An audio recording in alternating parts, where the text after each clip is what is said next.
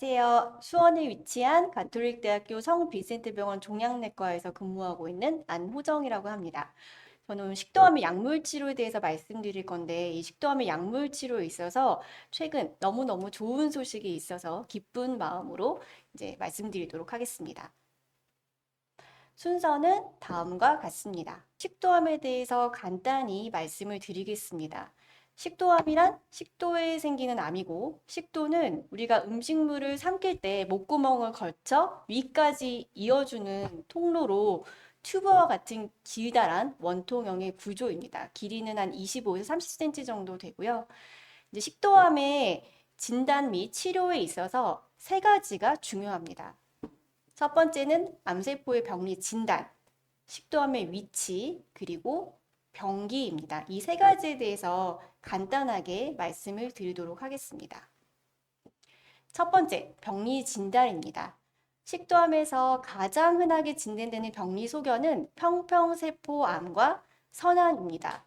선암은 식도보다는 이 위 아래쪽으로 근접할수록 빈도가 늘어나고 위식도 역류 질환, 바렛식도, 비만 등과 연관되어 있다고 알려져 있습니다. 비교적 서양인에서 흔한 타입이고요. 반면 한국을 포함한 아시아인에게서는 대부분 한 95% 정도에서는 평평세포암으로 진단됩니다. 이는 과음, 뜨거운 차로 인한 점막 손상 등과 연관이 있다고 알려져 있고, 하지만 어떤 병리 조직으로 진단되던지 간에 식도암의 가장 중요한 위험 인자는 단연코 흡연입니다. 그리고 나이가 많아질수록 남자에게서 좀 더 흔한 것으로 알려져 있습니다. 네, 두 번째는 발생 위치입니다. 식도는 앞서 말씀드렸듯이 길다란 원통형의 구조이기 때문에 해부학적 위치에 따라 경부, 흉부, 복강내 식도로 크게 나눌 수가 있습니다. 보통 식도암을 진단할 때는 내시경적으로 거리를 측정하게 되는데 앞니로부터 몇 센치에 위치하느냐가 표기되게 됩니다. 우선 앞니로부터 15에서 20cm 사이를 경부식도라고 하는데 이는 두경부 바로 아래에 위치하는 구조물로서 보통 이 부분은 수술이 어렵고 항암 방사선 동시 치료를 시행하게 됩니다. 복강내 식도는 이제 위와 식도의 접합부 3 내지 6cm 정도의 위치를 의미하게 되는데 보통 우리가 위암이라고 하는 선암이 대부분을 차지하고 있기 때문에 이 복강내 식도 쪽에서는 평평세포암보다 선암의 빈도가 상대적으로 증가하게 됩니다. 보통 위암에 준한 치료를 한다고 보시면 될 것 같습니다. 가장 긴 길이를 차지하고 있는 흉부 식도는 이제 5cm 정도로 끊어서 상부, 중부, 하부로 나눠지게 됩니다. 이때 하부 식도에 식도암이 가장 호발을 하며 그 외에 중부, 상부 순으로 발생을 합니다. 마지막으로는 병기입니다. 식도암의 병기는 다음 세 가지가 중요합니다. 첫 번째, 원발 종양이 식도벽을 어디까지 파고들었는가, 그리고 주변 림프절에 암세포가 어느 정도 가 있는가, 그리고 식도 바깥에 다른 장기에 원격 전이가 되어 있는가, 이 세 가지를 봅니다. 이를 결정하기 위해서는 식도 내시경을 당연히 기본적으로 시행해야 되고요. 식도 벽의 침범 정도를 가장 잘 파악할 수 있는 것이 식도 초음파 내시경입니다. 그 외에 국소 림프절 원격 전이를 판단하기 위해 흉복부 CT 그리고 PET CT를 기본적으로 시행을 하게 됩니다. 국내에서는 평평세포암이 가장 흔하기 때문에 식도 평평세포암을 기준으로 병기에 따른 치료를 간략하게 말씀을 드리겠습니다. 0기에서 1기, 아주 초기인 경우는 내시경 절제나 수술을 바로 시행을 합니다. 만약에 식도 바깥에 다른 장기에 원격 전이가 있다면은 약물 치료를 우선적으로 고려합니다. 그 사이에 2, 3, 4A기는 국소 진행병기라고 하는데 이때는 수술을 바로 하지 않고 항암 방사선 동시 치료 후 수술을 하거나 아니면 식도 벽을 뚫고 이미 주변 조직을 침범한 경우나 수술하기 어려운 컨디션인 경우에는 항암 치료 단독으로 하게 됩니다. 여기까지는 식도암에 대한 간략한 소개를 드렸고요. 저는 약물 치료를 전공으로 하는 의사이기 때문에 오늘은 약물 치료에 대해서 좀 더 집중을 해서 말씀드리겠습니다. 지난 20년간 다양한 암종에서 약물 치료의 획기적인 발전이 있었지만 식도암의 경우 얼마 전까지만 해도 약물 치료의 선택이 굉장히 제한적이었습니다. 1950년대에 개발된 5FU, 70년대에 개발된 시스프라틴이 여전히 주 치료로 사용이 되고 있고요. 2000년대 초반에 개발된 도세탁세, 파크리탁세 정도가 추가되었습니다. 이는 세포 독성 항암제로서 우리가 보통 항암제라고 말하는 바로 그 약물들인데요. 빠르게 자라는 세포를 파괴하는 기전으로 개발된 약제이기 때문에 암세포뿐만 아니라 골수, 모발, 위장관 점막세포, 생식세포 등을 파괴하여 다양한 부작용을 동반하게 됩니다. 얼마 전까지만 해도 이 정도의 약이 식도암에서 사용 가능했으며 이 중 파크리탁셀 약은 국내에서 보험이 된 지도 얼마 되지 않았습니다. 2000년대 이르러 암을 유발하는 특정 표적을 발견하여 이를 공격하는 표적 치료제의 시대가 도래했지만 식도암은 여전히 철저히 소외되었습니다. 그리고 2010년 암의 약물 치료에 있어 새로운 패러다임의 전환이 일어났는데 바로 면역 항암제입니다. 이 면역 항암제에서 좀 더 자세하게 말씀을 드리면은 앞선 1세대 세포독성 항암제, 2세대 표적 치료제는 결국 암 자체의 특성을 공격하는, 직접 공격하는 기전이었다면은 면역 항암제라는 것은 암 세포 자체를 타겟으로 하는 것이라기보다는 암을 공격하는 우리 몸의 면역 세포를 활성화하여 암을 간접적으로 억제하는 개념이라고 보시면 됩니다. 좀 더 깊게 들어가 보면 암세포는 본인이 우리 몸의 면역세포에게 공격당하는 것을 막기 위해서 PD-L1이라는 면역 회피 단백을 만들어냅니다. 이를 통해 면역세포를 무력화하게 되는데요. 이러한 경로, 즉 PD-1, PD-L1의 상호작용을 억제하게 되면 항종양 면역이 다시 활성화돼서 암세포를 사멸할 수가 있습니다. 그래서 이런 약제들이 이제 면역항암제의 기전이라고 볼 수 있고요. 이런 면역항암제가 2010년도부터 이제 크게 개발이 되기 시작했는데 흑색종을 시작으로 폐암, 요로상피암 등 다양한 암종에서 효과를 입증하여 적응증을 획득하였습니다. 이 면역항암제가 드디어 식도암에서 효과를 보인 첫 연구가 2019년도에 발표가 되었습니다. 옵디보라는 이제 들어보셨을 것 같은데요. 이 면역항암제가 이미 한 번 이상 항암 치료를 받고 진행한 식도 평평세포암 환자에서 기존의 세포독성 항암 치료를 받은 환자군과 비교 시 사망의 위험을 1에서 0.77로 유의하게 감소시킨다는 연구 결과가 발표되면서 세포독성 항암제로 수십 년을 유지해 오던 식도암의 치료에 중요한 전환점이 되었습니다. 이어 키투르다 그리고 테빈브라가 비슷한 효과를 연이어 입증을 하였고 국내에서도 2020년 옵디보를 필두로 테빈브라가 2023년 정식으로 허가를 득하였습니다. 이후 면역항암제는 진행성 식도암에서 1차 치료로도 효과를 입증하였는데요.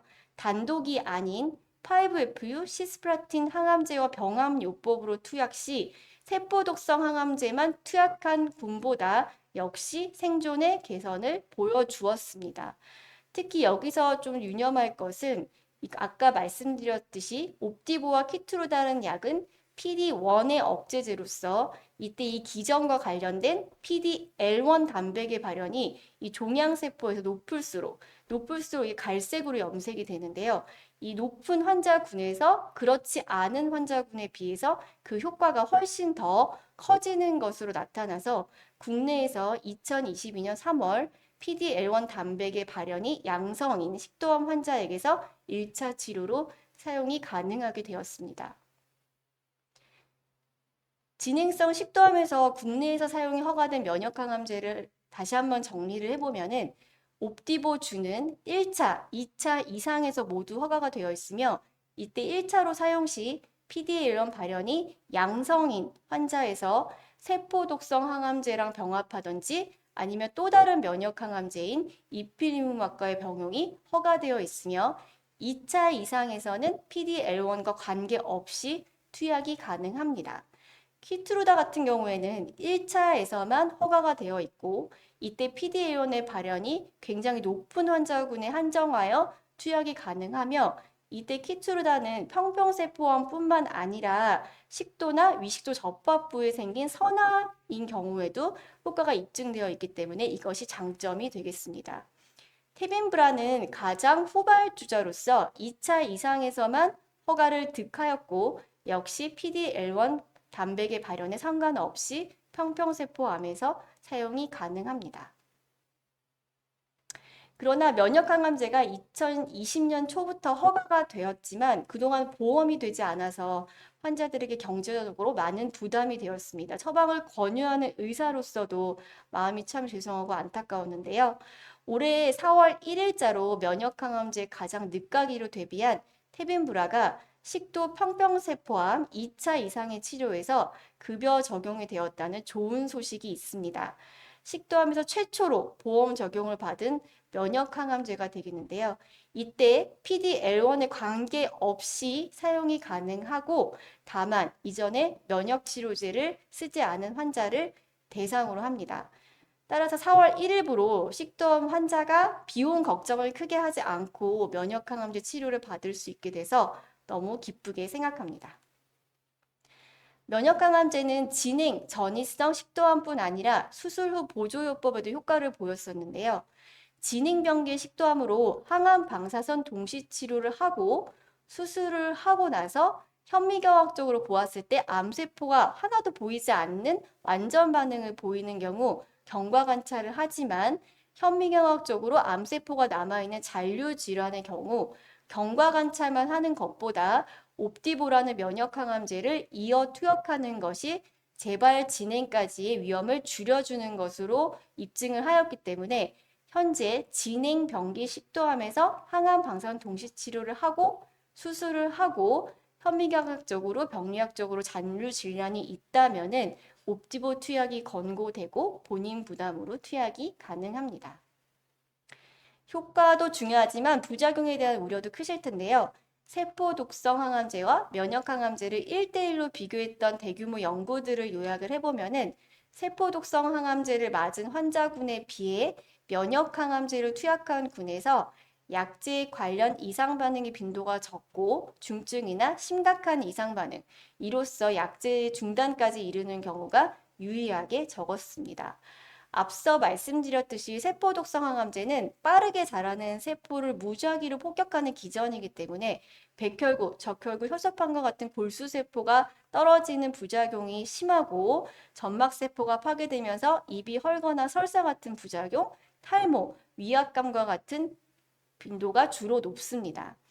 그러나 면역항암제는 이러한 부작용은 상대적으로 적지만 면역항암제가 면역을 활성화시켜서 암을 공격하는 기전이기 때문에 면역맥의 염증 반응이라는 독특한 부작용이 나타날 수 있습니다.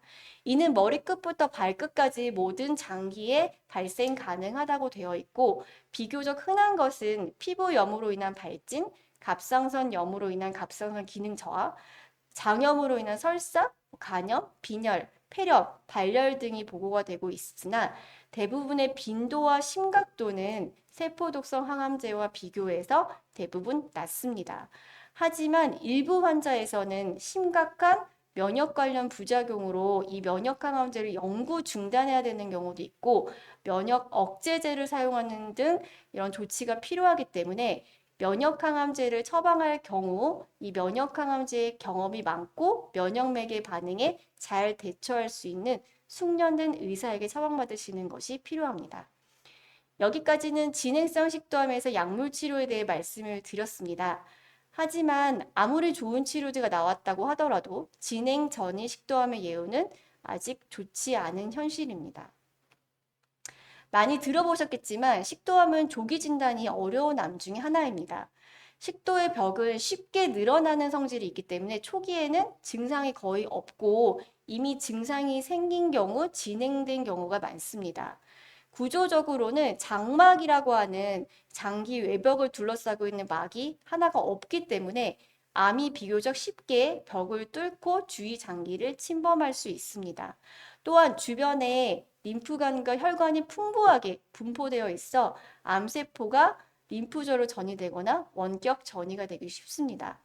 따라서 대부분의 환자들이 진행병기로 진단받게 되고 조기 진단의 방법이나 효과가 정립되지 않은 암 중에 하나입니다. 따라서 결국 최선의 전략은 예방이 될 수밖에 없겠는데요. 앞서 말씀드렸듯이 식도암의 가장 중요한 위험 인자는 역시 흡연입니다. 흡연은 식도암의 발병 위험을 3배에서 7배까지 증가시킨다고 되어 있고, 특히 흡연을 하게 되면은 담배 연기가 퍼지는 구강, 두경부, 식도, 폐에 모두 영향을 미치고 바람을 유발하는 물질입니다. 따라서 금연이 그 무엇보다 중요하다고 할 수 있겠고, 이외에 술을 줄이고 균형 잡힌 식생활을 하는 것도 중요합니다. 식도암의 조기 진단에 있어 위 내시경의 근거는 명확치는 않지만 국내는 위암이 호발하기 때문에 40세 이상에서 2년마다 위식도 내시경을 건강검진에 포함시켜 놨기 때문에 이 건강검진을 잘 챙겨서 가급적 증상이 없을 때 조기에 발견하는 것이 두 번째로 중요하겠습니다. 조기에 발견하면 5년 생존율이 90%에 이르지만 국소 진행 병기는 40% 그리고 원격 전이를 동반하는 경우는 10% 미만으로 급격히 떨어지기 때문입니다. 예, 오늘 강의의 요약 정리입니다. 식도암이 진단되었다면은 우선 이 세 가지가 중요합니다. 병리 진단, 발생 위치, 병기에 따라 치료와 예후가 달라질 수 있기 때문입니다. 식도 평평세포암의 약물 치료에 있어서는 수십 년간 세포 독성 항암 치료에 머물러 있다가 면역 치료제가 단독 혹은 항암제와 병용하여 효과가 입증되어 도입되었으며 특히 2차 이상의 치료에서는 테빈브라 단독요법이 최근 급여 적용이 되었다는 희소식이 있습니다.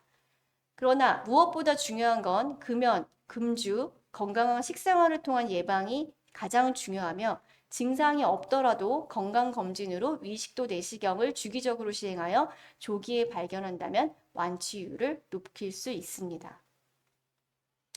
네, 오늘 제 강의는 여기까지고요. 이 강의를 통해서 식도암에 관심이 있으시거나 이미 진단을 받으신 환우분들께 많은 도움이 되었기를 바랍니다. 경청해 주셔서 감사합니다.